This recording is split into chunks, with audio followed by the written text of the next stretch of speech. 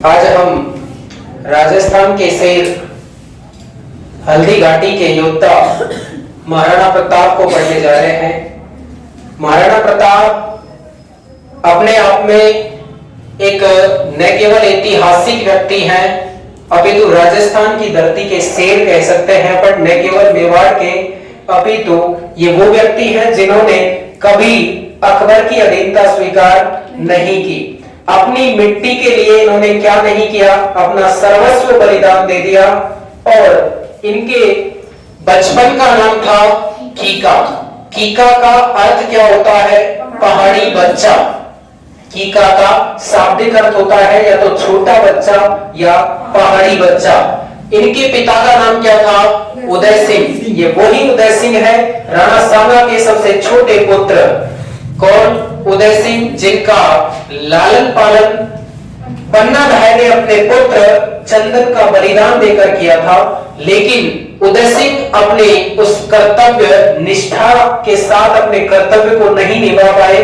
इन्होंने अफगानी अधीनता स्वीकार कर ली और अफगानी के साथ में मुगल अधीनता स्वीकार कर ली। इसलिए कहा जाता है उदय सिंह के बारे में कि महाराणा प्रताप और महाराणा सांगा के बीच में यदि उदय सिंह नहीं होते तो मेवाड़ का इतिहास सोने के पन्नों पर लिखा जाता। आपको पता होना चाहिए उदय सिंह की दो रानियां थी। उदय सिंह की एक रानी का नाम था क्या? जयवंता बाई। और एक रानी का नाम क्या था? भटियाणी रानी धीरबाई। भटियाणी रानी धीरबाई। जयवंता बाई से जो पुत्र हुआ उसी का ही नाम क्या है? महाराणा प्रताप यानी कीका। और धीरबाई से जो पुत्र हुआ उसका नाम था जगमाल। जगमाल यानी शक्ति सिंह। तो इनके सौतेले भाई का नाम हो गया जगमाल या शक्ति सिंह। शक्ति सिंह। नेक्स्ट, इनकी माता का नाम जयवंता बाई हो गया, पिता का नाम उदय सिंह। इनकी पत्नी का नाम क्या था? अजब दे पवार। क्या नाम था? अजब दे पवार। जन्म स्थान इनका है कौन सा? कुंभलगढ़। क्योंकि यहां से उदय सिंह का लालन पालन और उदय सिंह का बड़ा होना, उदय सिंह का राज्याभिषेक होना, ये सारे काम कहां पर हुए हैं? कुंभलगढ़ में। तो कुंभलगढ़ में ही एक दुर्ग है छोटा जिसका नाम है कटारगढ़, जिसे मेवाड़ की आंख भी कहते हैं। उसी के अंदर एक सबसे ऊंचा महल था जिसका नाम बादल महल। और बादल महल की भी जूनी कचहरी में 9 मई 1540 को महाराणा प्रताप हल्दी घाटी के शेर का क्या हुआ? जन्म हुआ। हल्दी घाटी के शेर के भी शेर हुआ जिसका नाम क्या था? अमर सिंह। यानी महाराणा प्रताप के पुत्र का नाम क्या था? अमर सिंह। महाराणा प्रताप का जन्म 9 मई 1540 को हुआ है, लेकिन इनका राज्याभिषेक 1572 में हुआ है। यानी 32 वर्ष की उम्र पूरी कर ली महाराणा प्रताप ने। उसके बाद इनका क्या हुआ है? राज्याभिषेक। और 36 वर्ष की उम्र पूर्ण करने के पश्चात इन्होंने एक ऐतिहासिक युद्ध लड़ा जो हल्दी घाटी के युद्ध के नाम से जाना जाता है। कितने वर्ष की उम्र में? 36 वर्ष की उम्र में। और जब ये 1582 में दिवेर का युद्ध लड़ते हैं तो इनकी आयु कितनी थी? 42 वर्ष। और एक बार न जाने एग्जाम में पूछ लिया कि 1597 में इनकी 19 जनवरी के दिन मृत्यु हो गई थी। और 1597 में जब महाराणा प्रताप की मृत्यु हुई तो उनका उम्र कितनी थी? उनकी 57। यानी कितने साल के हैं? मात्र 40 में जन्म हुआ है, 97 में इनकी मृत्यु हुई है। महाराणा प्रताप का जीवन काल कितना था? 57 वर्ष। महाराणा प्रताप का राज्याभिषेक कितने वर्ष की उम्र में हुआ? 32 वर्ष की उम्र में। महाराणा प्रताप ने कितने वर्ष की उम्र में हल्दी घाटी का युद्ध लड़ा? 36 वर्ष की उम्र में। महाराणा प्रताप ने दिवेर युद्ध कितने वर्ष की उम्र में लड़ा? दिवेर युद्ध में खुद महाराणा प्रताप युद्ध करने के लिए नहीं जाते हैं। दिवेर युद्ध में खुद अकबर भी युद्ध करने के लिए नहीं आता है। अकबर की तरफ से चाचा शेरिया सुल्तान खां और महाराणा प्रताप की तरफ से इनका पुत्र अमर सिंह था। अमर सिंह के नेतृत्व में ये युद्ध होता है और इस युद्ध को कौन जीतता है? अमर सिंह जीतता है, जो कि हल्दी घाटी युद्ध का मतलब एक आदर्श और शौर्य माना जाता है। कौन सा युद्ध? दिवेर का युद्ध। आपको पता है अकबर की अधीनता महाराणा प्रताप ने कभी भी स्वीकार नहीं की। एक बार, दो बार, तीन बार, चार बार तो मतलब दूत भेजे हैं उन्होंने, अनेक बार अभियान भेजे हैं, लेकिन कभी भी अकबर की अधीनता स्वीकार नहीं की। अकबर की अधीनता तो स्वीकार नहीं की, एक व्यक्ति और था जिसका नाम अकबर की अधीनता स्वीकार नहीं करने वालों में लिया जाता है, रामचंद्र सेन। रामचंद्र सेन जो कि मारवाड़ का है। रामचंद्र सेन हालांकि इनके समकालीन था, किनके समकालीन? महाराणा प्रताप के समकालीन था। जब महाराणा प्रताप का राज्याभिषेक होता है तो उस राज्याभिषेक के समय भी रामचंद्र सेन उपस्थित होता है और रामचंद्र सेन को क्या कहा जाता है? मारवाड़ का प्रताप, मारवाड़ का प्रताप और प्रताप का अग्रगामी, प्रताप का अग्रगामी, प्रताप का अग्रगामी, और न केवल अग्रगामी अपितु प्रताप का पथ प्रदर्शक, पथ प्रदर्शक। आप जब रामचंद्र सेन को पढ़ेंगे तो रामचंद्र सेन के बारे में कहा जाता है कि ये बहुत सारे भटके हैं और भटकते भटकते ही इनकी हुमायूं की तरह क्या हुई है? मृत्यु हुई है। सारण की पहाड़ियों में पानी में इनकी क्या हुई? मृत्यु हुई। इन्हें विस्मृत नायक के नाम से भी जाना जाता है। विस्मृत नायक यानी भूला बिसरा राजा, भूला बिसरा राजा या विस्मृत नायक मारवाड़ का प्रताप और प्रताप का अग्रगामी कौन था? रामचंद्र सेन। अकबर के द्वारा महाराणा प्रताप को समझाने के लिए जो दूत भेजे थे उनको याद रखेंगे आप। JMBT जलाल खां, मानसिंह, भगवंत दास, पटोडरमल। JMBT यानी जमा भट्टो, जलाल खां कोची सबसे पहले आया था 1572 में। और मानसिंह ऐसे भी पूछ सकता है कि मानसिंह महाराणा प्रताप को समझाने के लिए गए जो अभियान थे या दूत थे उनमें कौन से नंबर पर था? दूसरे नंबर पर। मानसिंह का जो बाप है कौन? भगवंत दास, ये तीसरे नंबर पर। और इनका जो मुंडिया लिपि का जन्मदाता, मुंडिया लिपि जानते हो? चलती हुई लिपि जो होती है, और भूमि बंदोबस्त का जनक माना जाता है कौन? टोडरमल। आपको पता होना चाहिए, पटवारी की एग्जाम आपने दी है, जरीब का आविष्कारक कौन था? टोडरमल था। तो एक अभियान 1572 में हुआ है और 3 अभियान इनके कब हुए? 1573 में। तो आप JMBT में से भी प्रश्न अंदर से पूछ सकता है, उसका ध्यान रखेंगे। दूसरा कौन, तीसरा कौन, चौथा कौन, क्रम भी पूछ सकता है, आगे से भी पूछ सकता है, पीछे से भी पूछ सकता है। सबसे पहला कौन था, सबसे अंतिम कौन था? क्लियर? नेक्स्ट, आपको पता होना चाहिए कि ये जो हल्दी घाटी का युद्ध हुआ है, इस हल्दी घाटी के युद्ध के बारे में इतिहासकार एक मत नहीं है। सभी इतिहासकार एक मत नहीं है, क्योंकि हल्दी घाटी का युद्ध कोई एक दिन में परिणाम और नतीजा निकलकर सामने नहीं आया, एक लंबे संघर्ष का परिणाम था। बहुत दिनों से अकबर महाराणा प्रताप को अपनी अधीनता स्वीकार करवाना चाहता था। उसी के परिणाम स्वरूप अकबर के 2 सेनापति हैं, एक तो आसफ खां और एक मानसिंह। आसफ खां और मानसिंह मिलकर इसी मैगजीन दुर्ग अजमेर में हल्दी घाटी युद्ध की क्या बनाते हैं?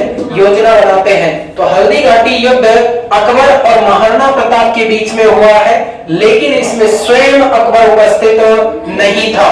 अकबर की तरफ से आने वाला सेनापति कौन था? मानसिंह। मानसिंह ने यह युद्ध की योजना कहां बनाई थी? मैगजीन दुर्ग। मानसिंह ने अपना शस्त्रागार भी किसे बनाया? मैगजीन दुर्ग अजमेर को बनाया। और कहा जाता है कि यह मैगजीन दुर्ग अकबर के द्वारा ही बनवाया गया है। अतः स्पष्ट है कि राजस्थान का पूर्णतः मुगल शैली में निर्मित एकमात्र दुर्ग है, तो वो कौन सा? मैगजीन दुर्ग। ये दुर्ग दर्पण में से भी क्वेश्चन आएगा कि पूर्णतः मुगल शैली में निर्मित राजस्थान का एकमात्र दुर्ग मैगजीन दुर्ग है। महाराणा प्रताप ने अपना शस्त्रागार बनाया था मायरा की गुफा। मायरा गुफा पड़ता है लाभ पहाड़ में, और ये कहां पर पड़ता है? उदयपुर में। क्योंकि महाराणा प्रताप उदयपुर की एक एक पहाड़ियों से, एक एक गुफाओं से चिर परिचित थे, इसीलिए महाराणा प्रताप ने अपने युद्ध के लिए हल्दी घाटी का चुनाव किया था और हल्दी घाटी का रंग हल्दी के समान पीला होने के कारण इस युद्ध को किस नाम से जाना जाता है? हल्दी घाटी के नाम से जाना जाता है। इस युद्ध में महाराणा प्रताप के जो सेनापति हैं, इनमें एक सेनापति था कौन? पूंजा भील। भील सेना नायक भी महाराणा प्रताप की सेना में थे, मुस्लिम सेना नायक भी महाराणा प्रताप की सेना में थे। पूछा जाता है कि हाकिम खां सूर पठान मुस्लिम सेना का सेना नायक था, यानी महाराणा प्रताप का एकमात्र मुस्लिम सेनापति कौन था? हाकिम खां सूर पठान। इस बात को आप स्पष्ट रूप से समझ लें कि राणा सांगा को भी आपने पढ़ा है 1527 में और महाराणा प्रताप को आप पढ़ रहे हैं 1576 में। राणा सांगा का जो युद्ध हुआ है बाबर के साथ, वो युद्ध हुआ था खानवा का युद्ध रूपवास तहसील भरतपुर में 17 मार्च 1527 को। उस युद्ध में महाराणा जो सांगा है, उन सांगा का राज्याभिषेक किसने धारण किया था? झाला अज्जा ने। किसने धारण किया था? झाला अज्जा ने। मिनट्स याद रखेंगे 1527 में खानवा का युद्ध हुआ था, उसमें महाराणा सांगा का राज्याभिषेक यानी राजमुकुट धारण करने वाला कौन है? झाला अज्जा। इधर महाराणा प्रताप किसके ऊपर लड़ रहे हैं? चेतक के ऊपर लड़ रहे हैं। और जब चेतक की स्थिति महाराणा प्रताप के समक्ष, यानी महाराणा प्रताप इशारा नहीं करते थे, उससे पहले चेतक महाराणा प्रताप के मन मुताबिक बिजली की तरह उस जगह पहुंच जाते थे। मुगल सेना को इस बात का पता भी नहीं लग रहा था कि महाराणा प्रताप कहां है। जब मुगल सेना इस बात को नहीं पहचान पा रही थी तो क्या होता है कि महाराणा प्रताप को चेतक कहां ले जाता है? जिस हाथी पर कौन बैठा था? मानसिंह बैठा था, उस हाथी पर ले जाता है और चेतक जाकर मानसिंह जिस हाथी पर बैठा था उसकी सिर पर अपने आगे के दोनों पैर टिका देता है। उस स्थिति में महाराणा प्रताप जब चेतक पर है तो उस हाथी की सूंड में एक खंजर लगा हुआ था। उस हाथी की सूंड के खंजर से महाराणा प्रताप का जो चेतक है, वो चेतक का पिछला पैर कट जाता है, जिससे चेतक घायल हो जाता है। और उस घायल स्थिति में चेतक जो ही नीचे होता है, महाराणा प्रताप चेतक से नीचे आ जाते हैं। और उस स्थिति में मानसिंह जो था, महाराणा प्रताप जिसके विरुद्ध लड़ रहे हैं, तो मानसिंह तो उस युद्ध में नहीं मरा है। हालांकि पूरा वार किसके ऊपर था? मानसिंह के ऊपर था, लेकिन मानसिंह बच गया और उसका जो महावत था वो मारा गया। काश अगर एक सेकंड और तेजी होती तो उस युद्ध की और हिंदुस्तान की सूरत कुछ और होती। चेतक न केवल एक कोई जानवर के रूप में युद्ध कर रहा है, चेतक अपने आप में महाराणा प्रताप का मुख्य किरदार, मुख्य सेनापति के रूप में इस युद्ध में अपनी भूमिका निभा रहा है। आगे देखें कि यहां सेनापति कौन है? पूंजा भील है। मुस्लिम सेना नायक कौन है? हाकिम खां सूर पठान है। होता क्या है कि इस युद्ध में महाराणा प्रताप ही विजय होने वाले थे, लेकिन इधर जो ये मेहतर खां है और ये जो आसिफ खां है, ये क्या करते हैं? अकबर की स्वयं की युद्ध मैदान में पहुंचने की झूठी खबर फैला देते हैं, जिससे अकबर की जो सेना है यानी मानसिंह की जो सेना है वो पुनः दोगुने जोश से युद्ध करती है और जिसके परिणाम स्वरूप महाराणा प्रताप की जो सेना है वो हार जाती है और अकबर की सेना जीत जाती है। यानी मानसिंह इस युद्ध को जीत जाते हैं, जिसका दूसरा कारण क्या था? आसिफ खान ने इस युद्ध को किसकी तरह? बाबर की तरह जिहाद घोषित कर दिया था, धर्म युद्ध घोषित कर दिया था। इस युद्ध को किन किन नामों से जाना जाता है? तो इस युद्ध को गोगुंदा का युद्ध कहते हैं। और गोगुंदा का युद्ध किसने लिखा है? ये बदायूनी ने। बदायूनी ने अपनी पुस्तक मुंतफाफ उल तवारीफ में बदायूनी ने हल्दी घाटी युद्ध का आंखों देखा वर्णन किया है। और इतना ही नहीं, बदायूनी ने इस युद्ध के बाद अपनी दाढ़ी राजपूती खून से क्या की थी? रंगी थी। इस युद्ध को खमनोर का युद्ध कहते हैं। अबुल फजल जो कि अकबर के नवरत्नों में से एक थे, अकबर के मूल नवरत्न जो थे उनमें एक थे कौन? अबुल फजल, जिसने आईने अकबरी और अकबर नामा लिखा है। थर्मोपल्ली का युद्ध, हल्दी घाटी के युद्ध की शानदार व्याख्या की है किसने? कर्नल जेम्स टोड ने। हल्दी घाटी कहा जाता है कि जब कर्नल जेम्स टोड हिंदुस्तान आए थे तो उनकी मां ने उनसे कहा था कि हिंदुस्तान से कोई अद्वितीय चीज लेकर आना। तो ये जो कर्नल जेम्स टोड है वो हिंदुस्तान से हल्दी घाटी की क्या लेकर जाते हैं? मिट्टी लेकर जाते हैं। और हल्दी घाटी के बारे में एक बात और कहते हैं, महाराणा प्रताप के बारे में एक बात कहते हैं कि हिंदुस्तान ही नहीं, यानी ब्रिटेन में भी कोई ऐसा राज्य नहीं है, यानी राजस्थान की महिमा बखान करते हैं कि वो हिंदुस्तान, राजस्थान या राजपूताना में ऐसा कोई प्रांत नहीं है, हिंदुस्तान में ऐसा कोई प्रांत नहीं है जिससे कि राजस्थान को इंगित करते हुए कहते हैं जहां पर लियोनिडास जैसा वीर पुरुष पैदा ना हुआ हो।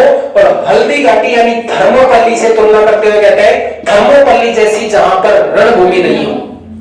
ऐसा एक भी क्षेत्र नहीं है जहां पर लियोनिडास जैसा, लियोनिडास नाम किसको दिया यहाँ पर? महाराणा प्रताप को। लियोनिडास जैसा वीर पुरुष पैदा न हुआ हो और थर्मोपल्ली जैसी रणभूमि ना हो। तो थर्मोपल्ली किसे नाम दिया?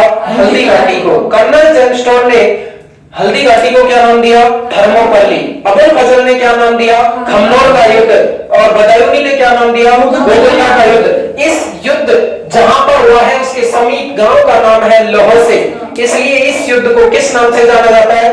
लोहसिंग युद्ध। रक्त बह जाने के कारण इस युद्ध को रक्त तलाई का युद्ध कहते हैं। राजपूती आन बान और शान का प्रतीक। इतना ही नहीं, यहाँ पर ध्यान से देखें, इधर भी राजपूत और इधर भी राजपूत। राजपूत को राजपूत से बढ़ाया है, यानी राजपूती आन बान शान का प्रतीक यहाँ पर अपने आप हो गया। और इंपॉर्टेंट बात यह है कि शाहबाज खां धीरे से आकर किससे कहते हैं? आसफ खां से कहते हैं। क्या कहते हैं कि यही पता नहीं पड़ रहा कि मुगल सेना के राजपूत सैनिक में राजपूत मुगल सेना के मर रहे हैं या महाराणा प्रताप के मर रहे हैं। तब आसफ खां ने क्या जवाब दिया कि युद्ध होने दो, चलने दो, मरने दो, जो मरता है आखिरकार अंत तो राजपूतों का ही होगा, मरेंगे तो कौन? राजपूत ही। इतनी बड़ी बात किसने कही है? आसफ खान ने की है। तभी तो इसको क्या घोषित किया है? जिहाद घोषित किया है। ये युद्ध न केवल इंसानों के बीच, ये युद्ध जानवरों के बीच भी है। इधर अकबर की तरफ से गजमुक्ता, गजराज, रनमदार और मर्दाना, ये हाथियों के नाम याद करने। आपको पहले प्रश्न पूछा जा चुका है सेकंड ग्रेड में। गजमुक्ता और गजराज पूछा था और रामप्रसाद और लूणा पूछा था। रामप्रसाद और लूणा, खंडेराव और चक्रवात, ये किसके हाथी थे? महाराणा प्रताप के हाथी थे। और गजमुक्ता, गजराज और रनमदार और मर्दाना किसके हाथी थे? किसके? मानसिंह के। याद करेंगे आप, गजराज, गजमुक्ता, रनमदार, मर्दाना। गजराज, गजमुक्ता, रनमदार, मर्दाना। गजराज, गजमुक्ता, रनमदार, मर्दाना किसके हाथी है? ये मानसिंह के हाथी है। और इधर रामप्रसाद, लूणा, खंडेराव और चक्रवात। चक्रवात से एक चीज याद और रखनी है आपको, महाराणा प्रताप का जो पुरोहित था, जो पंडित था, जो विद्वान था, उसका नाम क्या था?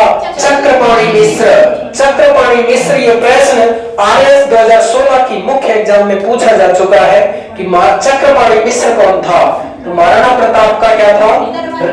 दरबारी कवि कह दो, राजपुरोहित कह दो। नेक्स्ट, एक कंफ्यूज सबसे बड़ा कि हल्दी घाटी का युद्ध कब हुआ? अनेक इतिहासकार यानी सभी इतिहासकार इस पर एक मत नहीं है और दो तारीख हल्दी घाटी युद्ध की सामने आती है। 99% तो सन पूछा गया है आज तक, जो कब हुआ था 1576 में। महा पूछेगा ज्यादा से ज्यादा तो जून 1576 में, लेकिन उसके बावजूद भी 18 और 21 जून दोनों तारीखें आती है। तो आपको याद रखना है ऑथेंटिक 21 जून को।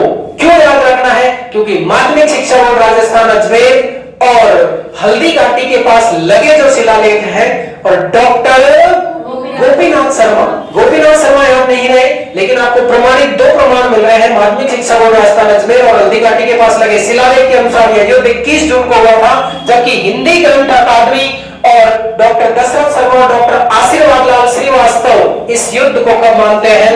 18 जून मानते हैं। आपको ज्यादा ऑथेंटिकता कैसे देनी है? 21 जून को देनी है। 21 जून माध्यमिक शिक्षा बोर्ड भी मानता है, 21 जून हल्दी घाटी के पास लगा शिलालेख भी मानता है, और 21 जून को गोपीनाथ शर्मा भी मानते हैं।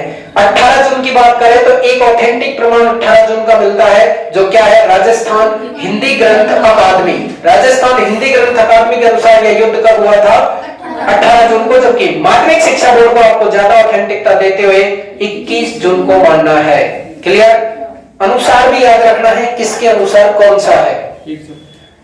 आगे देखते हैं, तो इसमें झाला अज्जा ने राजमुकुट धारण किया, तो यहां पर महाराणा प्रताप का राजमुकुट धारण करने वाला व्यक्ति कौन है? झाला बींदा। कहां का है? सादड़ी का। कहां का है? सादड़ी का। झाला बींदा ने महाराणा प्रताप का राजमुकुट धारण किया, और जब महाराणा प्रताप घायल हो जाते हैं तो वो घायल चेतक भी महाराणा प्रताप को युद्ध भूमि से बाहर निकालने में मदद करता है, और बाहर निकालकर जब लाता है तो मानसिंह के जो सेना नायक है, यानी सेना मतलब सेना वाले हैं, तो वो क्या करते हैं? महाराणा प्रताप का पीछा करते हैं। लेकिन उस स्थिति में शक्ति सिंह जो यहां से रूठ कर चला गया था राज्याभिषेक के प्रसंग को लेकर, वो शक्ति सिंह का भी सोया हुआ स्वाभिमान वापस जाग उठता है, और जब सोया हुआ स्वाभिमान जाग उठता है तो वो जो मुगल सेना नायक जो उसका पीछा कर रहे हैं, मुगल सैनिक जो पीछा कर रहे हैं, उनको रोक देता है, और जिधर महाराणा प्रताप गए थे, यानी महाराणा प्रताप ने बनास नदी के नाले को चेतक की सहायता से पार तो कर लिया, लेकिन जो ही चेतक ने बनास नदी का नाला पार किया तो चेतक मूर्छित होकर गिर पड़ा, और वही चेतक का अंत हो गया। इस स्थिति को जब शक्ति सिंह ने देखा कि एक जानवर जो है वो अपनी धरा के लिए, अपनी मातृभूमि के लिए अपने प्राण दे देता है, तो उसका भी सोया हुआ स्वाभिमान जाग उठा, और उसने महाराणा प्रताप से मिला और महाराणा प्रताप की रक्षा भी की। जहां पर महाराणा प्रताप ने अपना प्राथमिक उपचार किया वो बनास नदी का नाला, और जहां पर चेतक का चबूतरा बना हुआ है वो बलीचा गांव राजसमंद में है। ये बात समझ में आई? तो इस स्थिति में एक कविता, एक गाना छोटा सा याद भी आता है कि नीले घोड़े रासवार मारा मेवाड़ी सरदार राणा सुनता ही जा जो जी, राणा थारी तकाल सुन सुन अकबर धूजो जाए, राणा थारी अकाल सुन सुन अकबर धूजो जाए, हल्दी घाटी रंगी खून सुनारो बहतो जाए, बेगा खूनारा खंखार मारा मेवाड़ी सरदार राणा सुनता ही जा जो जी। अरे शक्ति सिंह की गर्दन झुक गई पड़ो पगा में आए, शक्ति सिंह की गर्दन झुक गई पड़ो पगा में आए, दोनों आंसुड़ा ढरकाए मारी बाहन छुड़ाए, राणा सुनता ही जा जो जी। अरे हल्दी घाटी रंगी खून सुनाड़ो बहतो जाए, भेगा खूनारा खंखार मारा मेवाड़ी सरदार राणा सुनता ही जा जो जी। कविता एक बड़ी है, मैंने आपको शॉर्ट रूप में इसको बताने की कोशिश की है। एक बात और ध्यान रखना, महाराणा प्रताप इस स्थिति में गुजर रहे हैं, उस स्थिति में महाराणा प्रताप को सेना को संगठित कर पुनः सहायता यानी आर्थिक मदद दी थी सेनापति ताराचंद और भामाशाह ने, जिसलिए भामाशाह को मेवाड़ का कर्ण कहा जाता है, मेवाड़ का दानवीर कहा जाता है। किसे कहा जाता है? भामाशाह को कहा जाता है। एक बात और सुनना मेरी, मातृभूमि की रक्षार्थ, मातृभूमि के लिए बहुत सारे युद्ध हुए हैं, मातृभूमि के लिए महाराणा प्रताप जैसे अनेक बलिदानियों ने बलिदान दिए हैं, जिसके लिए एक दूसरा गीत और एक दूसरी कविता है कि युगों युगों से यही हमारी बनी हुई परिपाटी है, युगों युगों से यही हमारी बनी हुई परिपाटी है, खून दिया है मगर नहीं दी कभी देश की माटी है, कभी देश की माटी है। इस धरती ने जन्म दिया है यही पुनीता माता है। इस धरती ने जन्म दिया है यही पुनीता माता है। मतलब इस कविता में आगे क्या आता है, सुई नोक बर भूखे पीछे हुआ महाभारत भारी, पानी साबे उठा लहू था पानीपत के प्रांगण में, बिछा दिए रिपुगण के सब थे उसी तरायण के रण में, पृष्ठ पहुंचती इतिहासों में अब भी हल्दी घाटी है, खून दिया है मगर नहीं दी कभी देश की माटी है। सिख मराठे राजपूत क्या बंगाली क्या मद्रासी, इसी मंत्र का जप कर रहे युग युग से भारतवासी, युग युग से भारतवास। शीश दिया या शीश कटाया या अरिगर्दन काटी है, खून दिया है मगर नहीं दी कभी देश की माटी है, कभी देश की माटी है। धन्यवाद। हाँ जी, महाराणा प्रताप और राजस्थान वन वीक सीरीज के माध्यम से हम इसको एक बार रीडिंग करते हैं कि महाराणा प्रताप का राज्याभिषेक 1572 में होता है और महाराणा प्रताप 19 जनवरी 1597 को अपनी देह छोड़ते हैं। महाराणा प्रताप ने देह किसी दूसरे के कारण नहीं छोड़ी, महाराणा प्रताप ने अपनी जो रक्षार्थ अपने जो हथियार थे उन्हीं हथियारों पर प्रैक्टिस करते वक्त, यानी जिस तरह भगवान श्री राम ने धनुष की प्रत्यंचा खींची थी और धनुष की प्रत्यंचा खींचते वक्त वो धनुष गलती से टूट गया था, उसी तरह धनुष की प्रत्यंचा खींचते वक्त धनुष की प्रत्यंचा टूट जाने के कारण सीधे हृदय में लगी और हृदयघात के कारण महाराणा प्रताप की मृत्यु हो गई। ये रहस्य बहुत बड़ा है, आप समझे आगे। महाराणा प्रताप का जन्म 9 मई 1540 को कुंभलगढ़ यानी कुंभलगढ़ के अंदर कटारगढ़ जिसे मेवाड़ की आंख कहते हैं उसमें बादल महल की जूनी कचहरी में इनका क्या हुआ, जन्म हुआ। इनके पिता का नाम महाराणा उदय सिंह, माँ का नाम क्या था, जयवंता बाई, जो पाली के अखेराज सोनगढ़ की क्या थी, पुत्री। इनका बचपन का नाम कीका था जिसे पहाड़ी बच्चा कहते हैं। इनके मौसेरे भाई कौन थे, पृथ्वीराज राठौड़। ये वही पृथ्वीराज राठौड़ है जो अकबर के दरबार में रहते थे, लेकिन अकबर के दरबार में भी रहते हुए कभी वो महाराणा प्रताप की बुराई नहीं सुनते थे। वो पाथल और पीथल के नाम से क्या करते थे, रचना करते थे। इस कहानी को अपन आगे बढ़ेंगे। नेक्स्ट, राज्याभिषेक होता है महाराणा प्रताप का 28 फरवरी 1572 को, जहां पिता उदय सिंह की गोगुंदा में क्या हो जाती है, मृत्यु। तो 28 फरवरी 1572 को गोगुंदा में महाराणा प्रताप की क्या हुई, मृत्यु। जब महाराणा प्रताप उदय सिंह की मृत्यु हुई, यानी जब महाराणा उदय सिंह की मृत्यु हुई, तब वहां के सरदारों ने इनका जो सौतेला भाई था, इनका जो मतलब दूसरा भाई था शक्ति सिंह, उस शक्ति सिंह को पहले राजा मान चुके थे। क्यों मान चुके थे, उसका भी कारण था। उदय सिंह गिरा हुआ इंसान है, इस बात को आपको भी पता है। उदय सिंह की बाद में शादी हुई थी भटियाणी रानी धीरबाई से।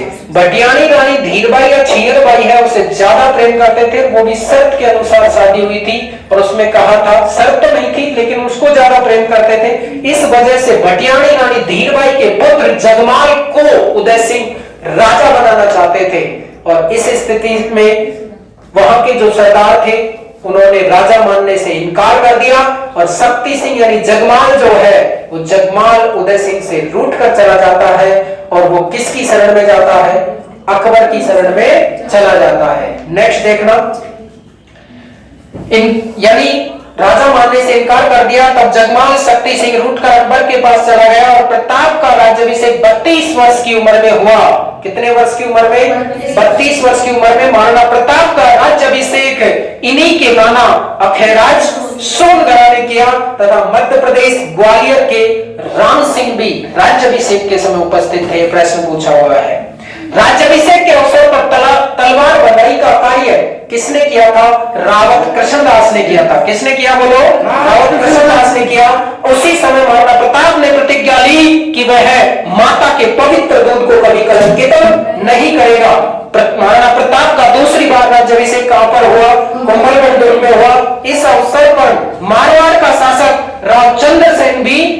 उपस्थित था, जिन्हें मारवाड़ का प्रताप का अग्रगामी अग्रज पथ प्रदर्शक भूला बिसरा राजा विस्मृत नायक के नाम से जाना जाता है। महाराणा प्रताप ने कुंभलगढ़ में राज सिंहासन धारण करते समय शपथ ली थी कि जब तक मैं चित्तौड़ को मुगलों से स्वतंत्र नहीं करा लूंगा तब तक मैं न तो थाली में रोटी खाऊंगा और न ही बिस्तर पर लेट लूंगा। राज्याभिषेक के समय मांडलगढ़, भीलवाड़ा, चित्तौड़ और बदनौर किसके हथियार हाथ में थे?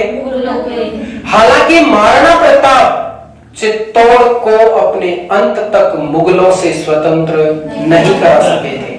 नेक्स्ट 1568 में महाराणा प्रताप के राज्याभिषेक से पहले अकबर ने चित्तौड़ पर आक्रमण किया था, तो महाराणा उदय सिंह ने चित्तौड़ किले की चाबियां मुगलों को सौंप दी तथा इससे पहले जब शेरशाह सूरी का शासन था तो इन्होंने अकबरानी अधीनता क्या कर ली थी? स्वीकार कर ली थी। इसलिए कहा जाता है कि यदि महाराणा सांगा और महाराणा प्रताप के बीच में उदय सिंह नहीं होते तो मेवाड़ का इतिहास सोने के पन्नों पर लिखा जाता। राव जगमाल यानी जो शक्ति सिंह था वो आजीवन मेवाड़ का शत्रु रहा और मुगल दरबार का ये क्या बना? मनसबदार बना। महाराणा प्रताप का विवाह जैसलमेर की राजकुमारी छीहरबाई और अजबदेव पवार से हुआ। कब हुआ? 1557 में। ध्यान दें, जो अजबदेव पवार है, अजबदेव पवार का पुत्र होता है, कौन होता है? अमर सिंह होता है, जिसका जन्म कब होता है? 16 मार्च 1559। 16 मार्च 1559 यानी राज्याभिषेक कब हो रहा है? 1572 में। राज्याभिषेक कब हो रहा है? 1572 में। जन्म कब हुआ था? 1540 में। विवाह कब हुआ? 1557 में। पुत्र प्राप्ति कब हुई? 1559 में। एक एक चीज याद रखनी है। नेक्स्ट 1570 में इंपॉर्टेंट चीज है। 1570 में अकबर ने नागौर दरबार का आयोजन किया था। उसमें राव चंद्रसेन भी उपस्थित था, राम भी उपस्थित था, मोटा राजा उदय सिंह भी उपस्थित था, लेकिन राव चंद्रसेन ने अकबर की अधीनता स्वीकार नहीं की। नागौर दरबार का उद्देश्य क्या था? राजपूतों को मुगलों की अधीनता स्वीकार करवाना, जिसमें मोटा राजा उदय सिंह और उनके ही भाई राम ने तो अधीनता स्वीकार कर ली थी, लेकिन राव चंद्रसेन ने अकबर की अधीनता स्वीकार नहीं की।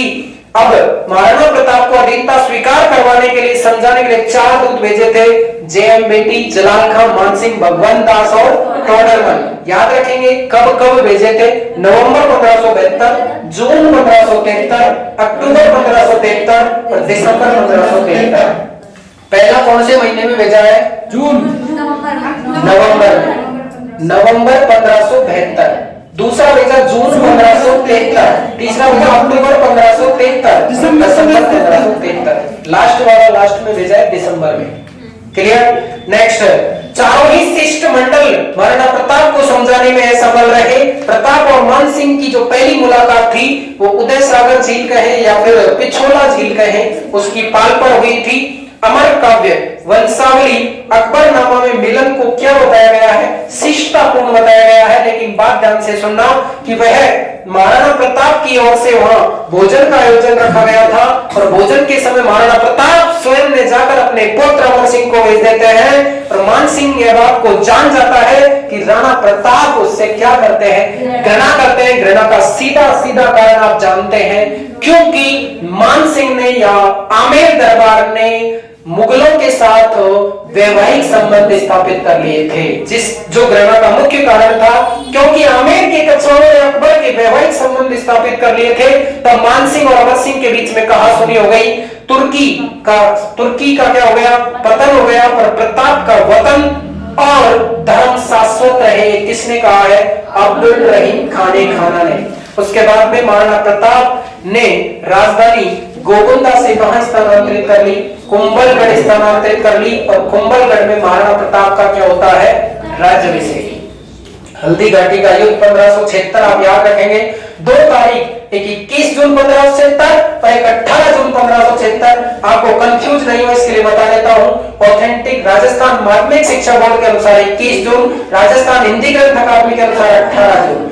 और हल्दी घाटी के पास लगे शिलालेख के अनुसार 21 जून, डॉक्टर दशरथ शर्मा के अनुसार भी डॉक्टर दशरथ शर्मा के अनुसार 18 जून और डॉक्टर गोपीनाथ शर्मा के अनुसार 21 जून, डॉक्टर आशीर्वाद लाल श्रीवास्तव के अनुसार 18 जून। नेक्स्ट ध्यान दें, महाराणा प्रताप और मानसिंह के बीच यानी अकबर का जो सेनापति था उसके बीच युद्ध होता है। युद्ध की योजना महाराणा प्रताप ने तो कहां पर बनाई थी? कुंभलगढ़ में, और मानसिंह ने कहां पर बनाई थी? मैगजीन दुर्ग अजमेर में। महाराणा प्रताप का शस्त्रागार रखा था लाल पहाड़ मायना गुफा उदयपुर, और मानसिंह ने अपना शस्त्रागार रखा था मैगजीन दुर्ग। नेक्स्ट सेनापति की तरफ से महाराणा प्रताप की तरफ पढ़ रहे हैं आप। सेना नायक पठान सेना नायक था हाकिम खां सूरी पठान, जो कि सेना का अग्रवाल भाग का यानी हर्रावल सेना का सेनापति था। और पीछे कौन था? पूंजा भील, जो कि भील सेना नायक था। यानी पीछे वाली सेना को किस नाम से जानते हैं आप बताएंगे? चंदावल सेना। Very good. उसके बाद में इधर पढ़ेंगे मानसिंह की तरफ से मुस्लिम सहायक कौन था? आसफ खान। मित्र खान नामक सेनापति ने अकबर के आने की झूठी अफवाह फैला दी, जिससे मुगल सेना क्या आई? जोश में आई और युद्ध का पासा पलट गया। जिस भूमि पर प्रताप अपना नियंत्रण नहीं रख सके उसने स्वयं विध्वंस की नीति का अनुसरण किया और मेवाड़ के हरे भरे बाग को क्या करवा दिया? नष्ट करवा दिया, जिससे शत्रु इसका उपयोग नहीं कर सके। और मेवाड़ की जनता को कुंभलगढ़ और केलवाड़ा जाने का क्या दिया? आदेश दिया। चेतक की मृत्यु की मार्मिक घटना आप सुने कि राणा कीका अपने साथ लूणकरण, रामसा, पूंजा, खीमसूर आदि के साथ शत्रु दल को चीरता हुआ मानसिंह के हाथी के पास पहुंचा, और इस दौरान मानसिंह के हाथी की सूंड में खंजर से चेतक की एक टांग कट गई। इस कारण प्रताप को युद्ध क्षेत्र से बचकर निकलना पड़ा। तब